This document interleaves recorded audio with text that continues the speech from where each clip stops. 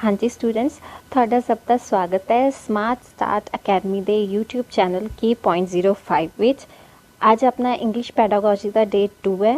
ਕੱਲ ਆਪਾਂ language learning and acquisition ਨਾਲ ਰਿਲੇਟਡ ਇੰਪੋਰਟੈਂਟ MCQ ਕੀਤੇ ਸੀ। ਅੱਜ ਆਪਾਂ ਉਸ ਤੋਂ ਅੱਗੇ ਇੰਪੋਰਟੈਂਟ MCQ ਸਟਾਰਟ ਕਰਾਂਗੇ। ਅੱਜ ਦੇ ਜੋ MCQ ਮਿਕਸ ਹੋਣਗੇ, ਤਾਂ ਚਲੋ ਸਟਾਰਟ ਕਰਦੇ ਹਾਂ।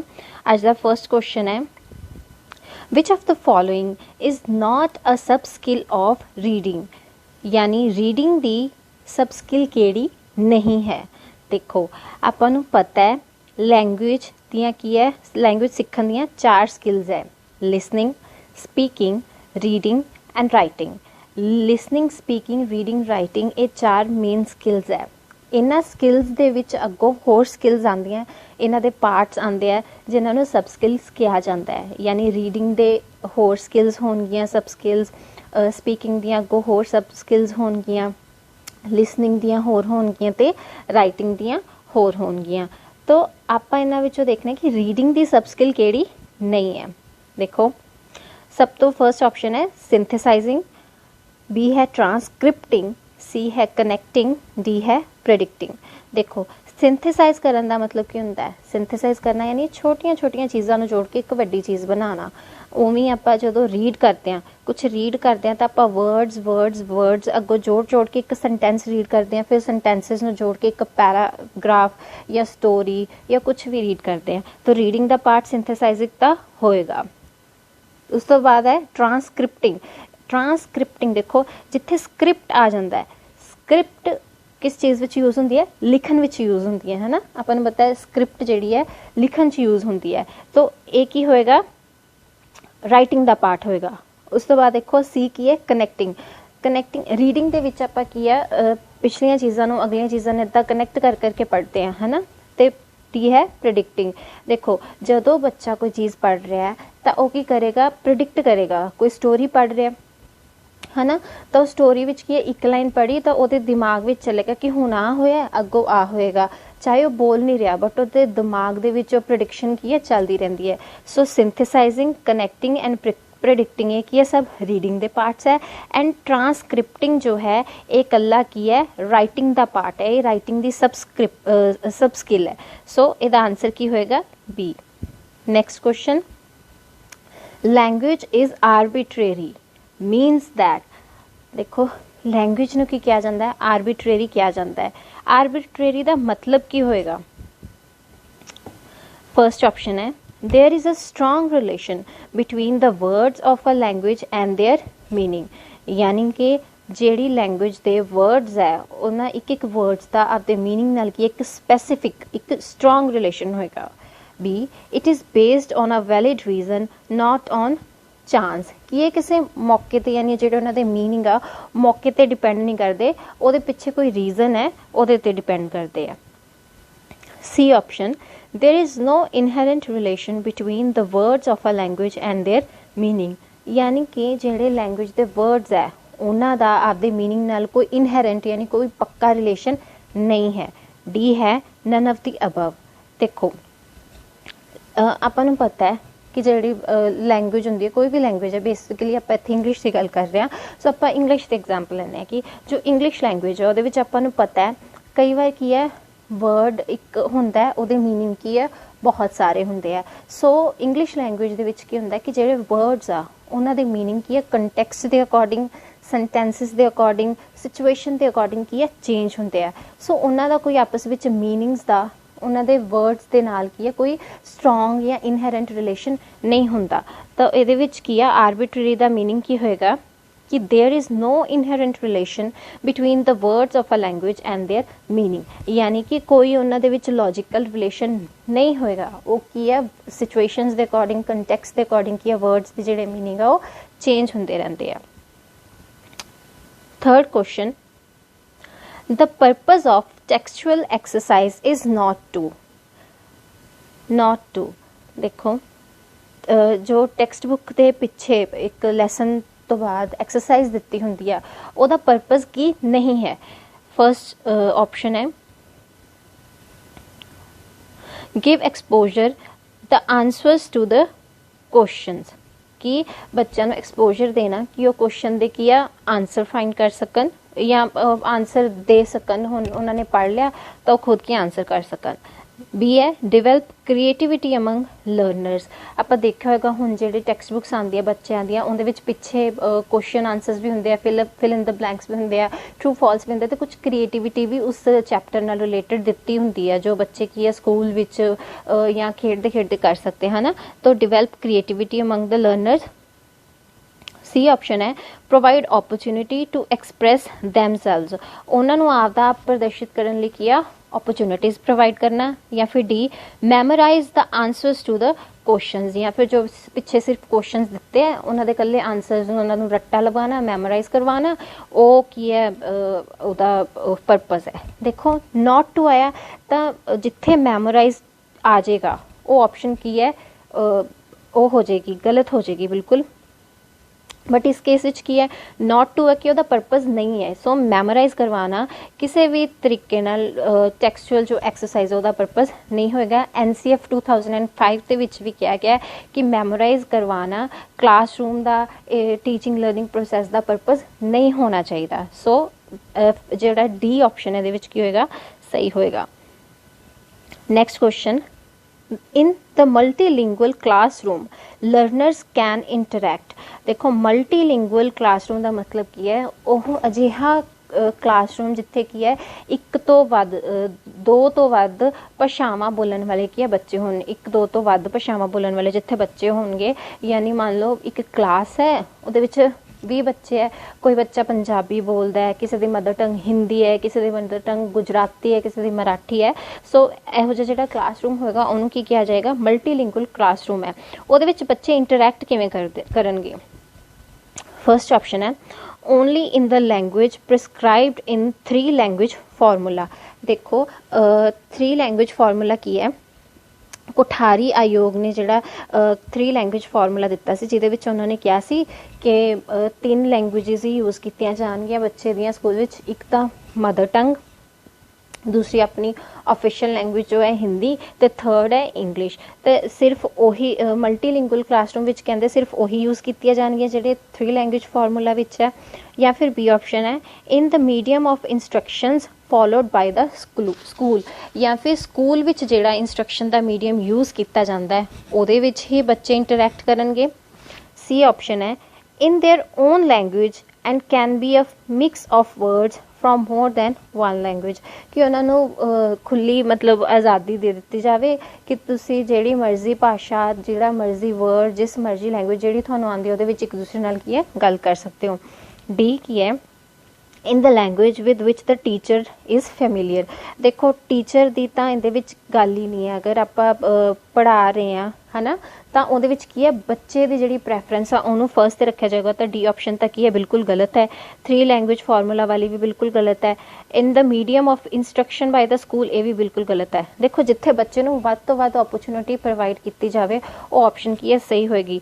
तो ये अपनी सी ऑप्शन की है बिल्कुल सही होएगी कि बच्चे नूं पूर्ण तौर पर आज़ादी दी गई है भी जो तुहानूं लैंग्वेज आती है जो तुहानूं लैंग्वेज अच्छी लगती तुसी उस लैंग्वेज विच एक दूसरे नाल गल करो, कोई बंधन नहीं लगाया जाता। अजिहे क्लासरूम की है उन्होंने डिवेलपमेंट की है ज़्यादा होएगी। तो सी आंसर की है बिल्कुल करेक्ट है। Next question structural approach gives more importance to.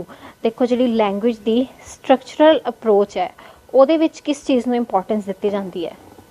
First option है reading speech and reading, B speech only, C reading and writing, D reading only.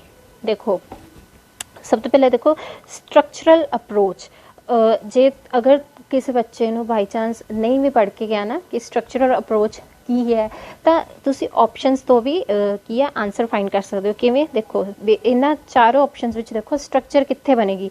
Structure कित्थे बनेगी जिथे आपां की है लिखांगे।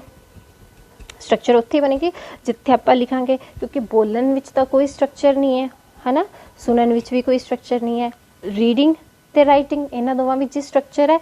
आपां रीड जदों लिखिया ही स्ट्रक्चर च होएगा आपां उवें रीड करांगे। सो स्पीच ते रीडिंग दे विच सिर्फ रीडिंग से स्पीच नहीं है तो ये ऑप्शन बिल्कुल गलत है। स्पीच दे विच भी कोई स्ट्रक्चर नहीं हुंदी तो अपने को ऑप्शन की है सी बिल्कुल सही होएगा, रीडिंग एंड राइटिंग। क्योंकि स्ट्रक्चरल अप्रोच विच सिर्फ इंपॉर्टेंस दित्ती जाती रीडिंग ते राइटिंग दे। इहदा एक ड्रॉबैक है कि इहदे विच जिहड़ी स्पीकिंग आ, स्पीकिंग ते बिल्कुल भी की है ध्यान नहीं दिता जाता। इहदे विच सिर्फ की है रीडिंग ते राइटिंग नूं की है मेन फोकस विच रखिया जाता है इस अप्रोच विच। ठीक है, so next question, speaking and writing are dash skills. देखो आप मैं थोड़ा पीछे दस्या कि टोटल 4 स्किल्स है, listening, speaking, reading and writing. ਉਹਦੇ ਵਿੱਚ 2 प्रोडक्टिव ਹੁੰਦੀਆਂ स्किल्स, 2 ਕੀ ਹੁੰਦੀਆਂ रिसैप्टिव ਹੁੰਦੀਆਂ। प्रोडक्टिव यानी जिन्ना तो कुछ प्रोड्यूस हो रहा ਹੁੰਦਾ है, रिसैप्टिव जिन्ना तो की है ਆਪਾਂ ਨੂੰ कुछ रिसीव हो रहा ਹੁੰਦਾ है। सो स्पीकिंग एंड राइटिंग, स्पीकिंग यानी बोलना, राइटिंग यानी लिखना। ਆਪਾਂ बोल रहे हैं तो ਆਪਾਂ लिख रहे हैं, मतलब ਆਪਾਂ कुछ किया प्रोड्यूस कर रहे हैं। तो फर्स्ट ऑप्शन है प्रोडक्टिव, फिर रिसैप्टिव है, फिर मेजर है, फिर नन ऑफ द अबव है। सो ਇਹਦੇ ਵਿੱਚ ਕੀ आंसर होएगा ए प्रोडक्टिव, यानी स्पीकिंग ਤੇ ਰਾਈਟਿੰਗ ਦੋਨਾਂ ਦੇ ਨਾਲ ਕੀ ਹੈ ਕੁਛ ਨਾ ਕੁਛ ਪ੍ਰੋਡਕਟਿਵ ਹੋ ਰਿਹਾ ਤਾਂ ਇਹਨਾਂ ਨੂੰ ਕੀ ਕਹਿੰਦੇ ਆ ਪ੍ਰੋਡਕਟਿਵ ਸਕਿल्स ਕਹਿੰਦੇ ਆ। तो अपनी ए ऑप्शन की है बिल्कुल सही है। Next question, focused listening is dash listening. देखो फोकस्ड लिसनिंग का मतलब की है लाइक मैं बोल रही हाँ तुसी पूरे ध्यान नाल की मैनू सुन रहे हो क्योंकि तुसी पेपर क्रैक करना है ना।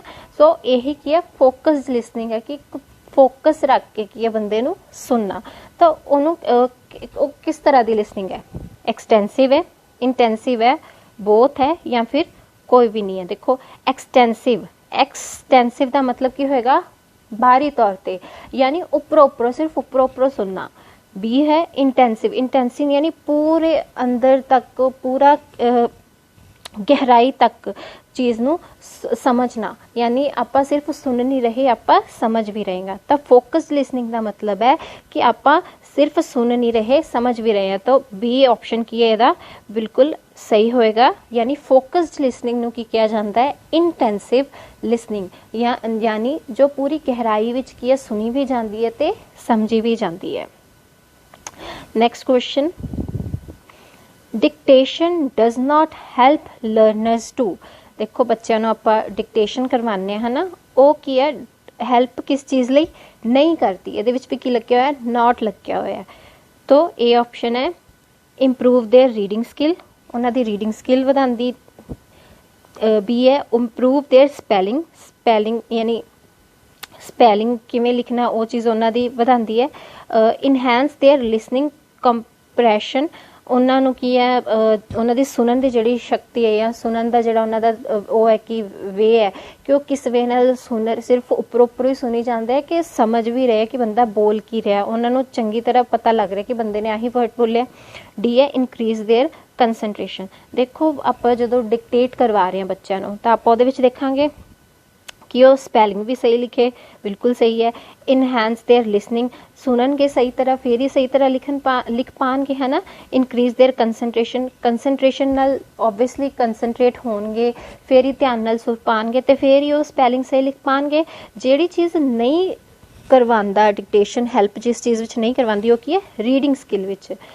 रीडिंग डिक्टेशन विच बच्चा कुछ पढ़ नहीं रहा, टीचर बोल रहा है, बच्चा कंसनट्रेशन नाल की है सुन रहा है तो फिर की है लिख रहा है, बट वो कुछ हो कि है रीड नहीं कर रहा, कुछ पढ़ नहीं रहा। So dictation does not help the learners to improve their reading skill, यानी रीडिंग स्किल नू इंप्रूव करने दे विच डिक्टेशन की है हेल्प नहीं करता। तो ये विच अपनी ए ऑप्शन बिल्कुल सही है। Next question, the rise and fall of tone is. देखो आप बोलते हैं अपनी टोन दे विच कदे राइज आंदा है वधा आंदा, कदे चढ़ा आंदा वधा चढ़ा आंदा रहिंदा है। इसनूं क्या की जाता है, स्ट्रैस किया जाता है, स्ट्रेन किया जाता है, इंटोनेशन किया जाता है जां प्रोनंसीएशन किया जाता है। देखो प्रोनंसीएशन की हुंदा है जदों आपां कुछ प्रोनाउंस करदे हां, कुछ बोल रहे हैं, सिंपल बोल रहे हैं, उहदे विच कोई राइज फॉल नहीं गा, जिवें भी आपां बोल रहे हैं चाहे आपां इक्को टोन विच बोल रहे हैं, उच्ची बोल रहे हैं, नीवीं बोल रहे हैं, वो सारियां चीज़ां की प्रोनंसीएशन विच आ जांदियां। स्ट्रैस यानी एक चीज़ ते दबा देना, rise and fall of tone जिहड़ा हैगा उहनूं की कहा जाता है, इंटोनेशन कहा जाता है। यानी जदों अपनी tone which rise and fall उतार चढ़ाव आंदा रहिंदा है, उहदे लई एक स्पैसीफिक टर्म किहड़ी यूज़ की जाती है, इंटोनेशन। तो इहदे विच अपनी सी ऑप्शन की है, बिल्कुल सही है। नैक्सट क्वेश्चन देखो, home language is dash in a natural way. जो होम लैंग्वेज है वो की है नैचुरल वे नाल की डैश मतलब की कीती जाती है, एक्वायर की जाती है, टॉट या सिखाई जाती है, लर्नट याद की जाती है, या फिर प्रमोटड या फिर अगे दे अगे प्रमोट की जाती है। सो अपन पता है होम लैंग्वेज का मतलब की है मदर टंग, तो मदर टंग बच्चा की है एक्वायर करता है। तो ये अपनी की है ए ऑप्शन की है, बिल्कुल सही है। यानी home language is acquired in a natural way, ये ऑप्शन बिल्कुल सही है। Next question, while teaching language to learners a teacher should teach. कि बच्चों नू टीच करते समय, लैंग्वेज टीच करते समय टीचर नू की टीच करना चाहिए इन आइसोलेशन, यानी कि एक बच्चे नू कल्ले नू लिजा के टीच करना चाहिए। थ्रो इमीटेशन, इमीटेशन यानी उन्होंने नकल करवा के टीच करना चाहिए। सी है बाय गिविंग इंस्ट्रक्शंस, उन्होंने बस इंस्ट्रक्ट कर देना चाहिए कि तुसी आ चीज़ कर लो तो वो खुद कर लेंगे। डी है in an integrated manner, integrated का मतलब की होंगे कि उन्होंने चीज़ों को जोड़ जोड़ के पढ़ाया जाए, यानी कि जो टीचर बच्चे को पढ़ा रहा है ਉਹ ਕੀ ਹੈ लैंग्वेज ਵਿੱਚ जो पढ़ा रहा है, लैंग्वेज जो सिखा रहा है ਉਹਨੂੰ ਇਸ ਵੇ ਨਾਲ ਸਿਖਾਵੇ ਕਿ ਉਹ ਬੱਚਾ ਕੀ ਹੈ ਉਸ ਚੀਜ਼ ਨੂੰ ਕਨੈਕਟ ਕਰ ਸਕੇ, एकीकृत कर सके। इंटीग्रेटेड का मतलब होंगे एकीकृत कर सके आपदी फैमिली के माहौल नाल, आपदे आस पास के माहौल नाल, है ना, वो की कर सके इंटीग्रेट कर सके, जो चीज़ां उन्हें पहला सीखियां उन्होंने किया वो जोड़ सके, इंटीग्रेट कर सके। सो ये सही ऑप्शन की होएगा कि टीचर नूं किवें टीच करना चाहिए इन एन इंटीग्रेटेड मैनर, यानी उन्होंने एकीकृत तरीके नाल किया बच्चों नूं किया टीच करना चाहिए लैंग्वेज नूं, लाइफ दे नाल, जिंदगी दे नाल, घर दे नाल, या होर जो उन्होंने पहला चीज़ां आंदियां उन्होंने चीज़ों नाल की जोड़ जोड़ के टीच करना चाहिए। सो डी ऑप्शन बिल्कुल सही है। Next question, assessment is, assessment की है, आंकलन की है, जजमेंटल है, प्रोसैस ओरिएंटेशन है, प्रोडक्ट ओरिएंटेशन है, या फिर बोथ बी एंड सी। देखो जजमेंटल तो बिल्कुल नहीं है। असैसमेंट का मतलब ये जरूर है कि आप बच्चे नूं देखना है कि बच्चे ने कितना डिवेल्प कर लिया, कितना को उन्हें सीख लिया, पर बच्चे नूं जज करना, जजमेंट एक की है बहुत ही सख्त वर्ड आ जाएगा। सो जजमेंटल तो बिल्कुल नहीं है assessment. Process orientation, process orientation का मतलब है कि असैसमेंट का कि एक वे है, एक प्रोसैस है, ये बिल्कुल सही है। प्रोडक्ट ओरिएंटेशन की है, जो आप असैसमेंट का प्रोसैस करते हैं, किसी भी वे नाल बच्चे को असैस कर रहे हैं, उनका आपको पता एक प्रोडक्ट मिलेगा, एक रिजल्ट मिलेगा, की मिलेगा, या तो बच्चा बहुत वधिया सीख गया बच्चा, या फिर बच्चा नहीं सीखा, किते ना किते कमी रह गई। सो प्रोसैस ओरिएंटेशन भी है तो प्रोडक्ट ओरिएंटेशन भी है। सो बोथ बी एंड सी की है करेक्ट है, अपना डी आंसर की होएगा सही होएगा। असैसमेंट की है, प्रोसैस ओरिएंटेशन भी है, असैसमेंट का आपका एक प्रोसैस भी है, असैसमेंट का की है प्रोडक्ट भी है, ठीक है। तो बी एंड सी दोनों ऑप्शंस की है सही है। Next question, as per NCF 2005 multilingualism in learning a language should be seen as. NCF 2005 के अकॉर्डिंग मल्टीलिंगुअलिज्म है जिहड़ा वो की है लैंग्वेज लर्निंग दे विच किवें देखा जाता है, यानी एक क्लासरूम दे विच जदों मल्टीलिंगुअलिज्म देखा जाता तो उन्होंने NCF दे विच किस नज़र नाल देखा जाता कि फायदा होएगा या उहदा की नुकसान होएगा। फर्स्ट ऑप्शन है hindrance in teaching learning process, यानी कि टीचिंग लर्निंग प्रोसैस दे विच की है हिंड्रेंस आएगी, कोई रुकावट दे तौर पर देखा जाता मल्टीलिंगुअलिज्म नूं। बी है challenge for teacher to manage such classroom, यानी एहो जी क्लासरूम की है टीचर दे लिए की होएगी चैलेंज होएगी। C challenge for students to learn many languages, कि स्टूडेंट के लिए ही चैलेंज होएगा कि वो इन्नियां ज़्यादा लैंग्वेजेस किवें लैंग्वेजेस दे विच किवें कुछ लर्न कर पाएगा। D resource in teaching learning process, या इस मल्टीलिंगुअलिज्म को एक रिसोर्स के तौर पर देखा जाता है। देखो NCF 2005 ਵਿੱਚ ਮਲਟੀਲਿੰਗੁਅਲਿਜ਼ਮ ਨੂੰ ਕਿਸੇ ਵੀ ਨੈਗੇਟਿਵ ਵੇ ਨਾਲ ਨਹੀਂ ਦੇਖਿਆ ਗਿਆ। ਸੋ ਹਿੰਡਰੈਂਸ ਤਾਂ ਬਿਲਕੁਲ ਗਲਤ ਹੈ। ਟੀਚਰ ਲਈ ਚੈਲੰਜ ਤੇ ਸਟੂਡੈਂਟ ਲਈ ਚੈਲੰਜ ਵੀ ਬਿਲਕੁਲ ਆਪਸ਼ਨ ਕੀ ਹੋਏਗੀ, ਗਲਤ ਹੋਏਗੀ। ਇਹਨੂੰ ਇੱਕ ਕੀ ਹੈ, ਰਿਸੋਰਸ ਦੇ ਤੌਰ ਤੇ ਦੇਖਿਆ ਜਾਂਦਾ ਹੈ ਕਿ ਇਹ ਮਲਟੀਲਿੰਗੁਅਲਿਜ਼ਮ ਕੀ ਹੈ, ਬੱਚਿਆਂ ਲਈ ਇੱਕ ਰਿਸੋਰਸ ਦੇ ਤੌਰ ਤੇ ਕੰਮ ਕਰੇਗਾ। NCF 2005 ਵਿੱਚ ਇਹ ਕਿਹਾ ਗਿਆ ਹੈ ਕਿ ਜਿਹੜਾ ਇੱਕ ਬੱਚਾ ਹੈ ਜੋ ਇੱਕੋ ਲੈਂਗੁਏਜ ਵਿੱਚ ਪੜ੍ਹ ਸਕਦਾ ਹੈ ਤੇ ਇੱਕ ਬੱਚਾ ਜਿਹੜਾ ਮਲਟੀਲਿੰਗੁਅਲ ਕਲਾਸਰੂਮ ਵਿੱਚ ਪੜ੍ਹਿਆ, ਤਾਂ ਜਿਹੜਾ ਬੱਚਾ ਮਲਟੀਲਿੰਗੁਅਲ ਕਲਾਸਰੂਮ ਵਿੱਚ ਪੜ੍ਹਿਆ ਉਹਦੀ ਡਿਵੈਲਪਮੈਂਟ, ਉਹਦੀ ਗਰੋਥ ਕੀ ਹੈ, ਇੱਕ ਲੈਂਗੁਏਜ ਵਿੱਚ ਪੜ੍ਹੇ ਬੱਚੇ ਨਾਲੋਂ ਕੀ ਹੋਏਗੀ, ਜ਼ਿਆਦਾ ਹੋਏਗੀ। ਸੋ ਇਹਦਾ ਕੀ ਹੈ, ਡੀ ਆਪਸ਼ਨ ਬਿਲਕੁਲ ਕੀ ਹੈ, ਕਰੈਕਟ ਹੈ ਕਿ ਇਹਨੂੰ ਐਜ਼ ਅ ਰਿਸੋਰਸ ਦੇਖਿਆ ਜਾਂਦਾ ਹੈ। Next question, intensive reading refers to, intensive ਗਹਿਰਾਈ ਵਿੱਚ ਜਿਹੜੀ ਪੜ੍ਹਨਾ, ਆਪਾਂ ਪਿੱਛੇ ਗੱਲ ਕਰ ਚੁੱਕੇ ਹਾਂ, ਉਹ ਕਿਸ ਚੀਜ਼ ਨੂੰ ਰੈਫਰ ਕਰਦੀ ਹੈ। ਰੀਡਿੰਗ ਫॉर ਪਲੇਜਰ, ਸਿਰਫ ਖੁਸ਼ੀ ਲਈ ਪੜ੍ਹਨਾ। Reading a text for someone else, ਕਿਸੇ ਹੋਰ ਲਈ ਪੜ੍ਹਨਾ। Reading a text for detailed information, ਪੂਰੀ ਡਿਟੇਲ ਉਹਦੀ ਇਨਫੋਰਮੇਸ਼ਨ ਵਾਸਤੇ ਕਿਸੇ ਟੈਕਸਟ ਨੂੰ, ਕਿਸੇ ਚੀਜ਼ ਨੂੰ ਪੜ੍ਹਨਾ। ਰੀਡਿੰਗ ਫॉर ਐਡੀਟਿੰਗ, ਦੇਖੋ ਸੇਮ ਉਹੀ ਚੀਜ਼ ਹੈ। ਇੰਟੈਂਸਿਵ ਯਾਨੀ ਗਹਿਰਾਈ ਵਿੱਚ, ਤਾਂ ਪਲੇਜਰ ਤਾਂ ਬਿਲਕੁਲ ਨਹੀਂ ਆਏਗਾ, ਕਿਸੇ ਹੋਰ ਲਈ ਪੜ੍ਹਨਾ ਵੀ ਨਹੀਂ ਆਏਗਾ, ਸਿਰਫ ਐਡੀਟਿੰਗ ਵਾਸਤੇ ਪੜ੍ਹਨਾ ਵੀ ਨਹੀਂ ਆਏਗਾ। ਤਾਂ ਸੀ ਆਪਸ਼ਨ ਕੀ ਹੋਏਗੀ ਆਪਣੀ, ਬਿਲਕੁਲ ਕਰੈਕਟ ਹੋਏਗੀ। Reading a text for detailed information ਯਾਨੀ ਪੂਰੀ ਗਹਿਰਾਈ ਵਿੱਚ ਪੂਰੀ ਉਹਦੀ ਇਨਫੋਰਮੇਸ਼ਨ ਲੈਣ ਲਈ ਪੜ੍ਹਨਾ, ਉਹ ਕੀ ਹੋਏਗੀ, ਇੰਟੈਂਸਿਵ ਰੀਡਿੰਗ ਹੋਏਗੀ। ਨੈਕਸਟ ਕੁਐਸਚਨ, ਤੇ ਅੱਜ ਦਾ ਆਖਰੀ ਕੁਐਸਚਨ ਹੈ ਆਪਣਾ, functional grammar refers to, functional grammar ਤੋਂ ਕੀ ਮਤਲਬ ਹੈ। ਲਰਨਿੰਗ ਗ੍ਰਾਮਰ ਇਨ ਆਈਸੋਲੇਸ਼ਨ, ਕਿ ਇਕੱਲੇ ਬਿਠਾ ਕੇ ਬੱਚੇ ਨੂੰ ਗ੍ਰਾਮਰ ਲਰਨ ਕਰਵਾਣੀ।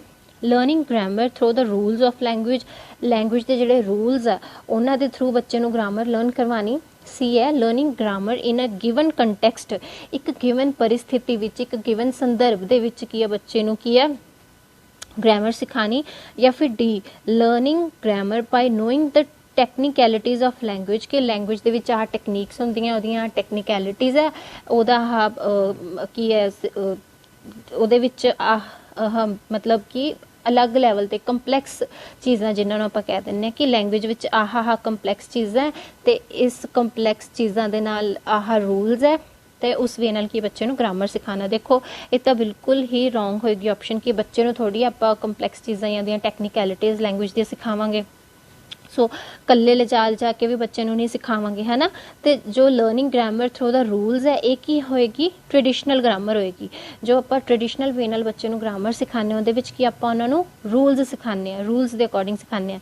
ਬਟ ਜੋ ਫੰਕਸ਼ਨਲ ਹੈ, ਫੰਕਸ਼ਨਲ ਦਾ ਮਤਲਬ ਕੀ ਹੈ, ਫੰਕਸ਼ਨਲ ਦਾ ਬੇਸਿਕਲੀ ਮਤਲਬ ਇਹ ਹੁੰਦਾ ਕਿ ਕੁਝ ਕਰਦੇ ਦੌਰਾਨ, ਯਾਨੀ ਕਿ ਬੱਚੇ ਦੀ ਕੀ ਹੈ ਕਿ ਜੋ ਸੀ ਆਪਸ਼ਨ ਹੈ, ਲਰਨਿੰਗ ਗ੍ਰਾਮਰ ਇਨ ਅ ਗਿਵਨ ਕੰਟੈਕਸਟ, ਯਾਨੀ ਕਿ ਗਿਵਨ ਪਰਿਸਥਿਤੀ ਦੇ ਵਿੱਚ ਉਹਨੇ ਕੀ ਯੂਜ਼ ਕਰਨਾ, ਉਸ ਪਰਿਸਥਿਤੀ ਦੇ ਅਨੁਸਾਰ, ਉਸ ਚੀਜ਼ ਦੇ ਅਨੁਸਾਰ ਕੀ ਬੱਚੇ ਨੂੰ ਗ੍ਰਾਮਰ ਟੀਚ ਕਰਵਾਈ ਜਾਂਦੀ ਹੈ, ਉਹਨੂੰ ਕੀ ਕਹਿੰਦੇ ਆ, ਫੰਕਸ਼ਨਲ ਗ੍ਰਾਮਰ। ਯਾਨੀ ਕਿ ਸੰਦਰਭ ਦੇ ਵਿੱਚ, ਪਰਿਸਥਿਤੀ ਦੇ ਵਿੱਚ ਕੀ ਆ, ਬੱਚੇ ਨੂੰ ਵਰਡਸ ਜਿਹੜੇ ਹੈਗੇ ਆ ਗ੍ਰਹਿਣ ਕਰਨੇ ਆ, ਉਸ ਵੇ ਨਾਲ ਉਹਨੂੰ ਕੀ ਹੈ, ਗ੍ਰਾਮਰ ਸਿਖਾਈ ਜਾਂਦੀ ਹੈ। ਠੀਕ ਹੈ, ਰੂਲਸ ਦੇ ਨਾਲ ਜਿਹੜੀ ਗ੍ਰਾਮਰ ਸਿਖਾਈ ਜਾਂਦੀ ਹੈ ਉਹ ਕੀ ਹੈ, ਟ੍ਰੈਡੀਸ਼ਨਲ ਵੇ ਹੈ। ਸੋ ਅੱਜ ਦਾ ਇਹ ਆਪਣਾ ਲਾਸਟ ਕੁਐਸਚਨ ਸੀ। ਉਮੀਦ ਕਰਦੇ ਹਾਂ ਕਿ ਤੁਹਾਨੂੰ ਅੱਜ ਦਾ ਲੈਕਚਰ ਬਹੁਤ ਹੀ ਵਧੀਆ ਲੱਗਿਆ ਹੋਵੇਗਾ, ਤੇ ਸਭ ਨੂੰ ਬੈਸਟ ਆਫ ਲੱਕ। ਵਧੀਆ ਪੇਪਰ ਦੀ ਤਿਆਰੀ ਕਰੋ, ਤੇ ਚੈਨਲ ਨੂੰ ਸਬਸਕ੍ਰਾਈਬ ਕਰਨਾ ਨਾ ਭੁੱਲਣਾ। Thank you so much.